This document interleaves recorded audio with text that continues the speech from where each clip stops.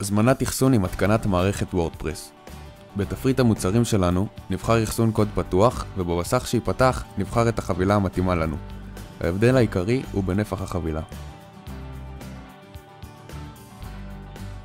בשלב זה אנו משייכים את הדומיין לחבילת האחסון שנקנה. ניתן לרכוש דרכנו את הדומיין, להעביר מרשם אחר, או פשוט להפנות את הדומיין לשרתים שלנו. פרטי ההפניה יתקבלו במייל בסיום ההזמנה.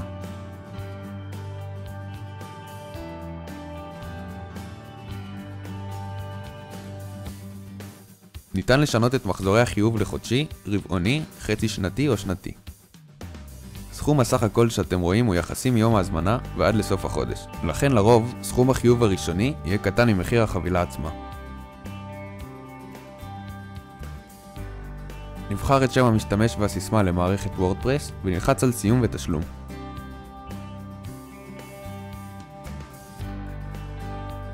זהו סיכום ההזמנה.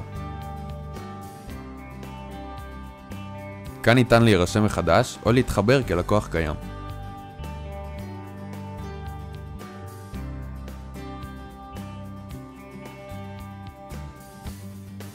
מה שנשאר זה למלא את קוד הקופון במידה וקיים ואת פרטי כרטיס האשראי, לאשר את תנאי ההזמנה וללחוץ על סיום ההזמנה.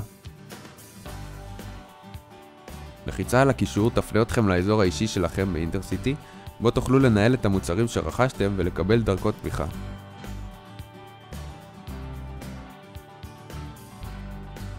ברגעים אלו תקבלו מיילים המכילים את פרטי חבילת האחסון שלכם ואת פרטי ההתחברות לאתר.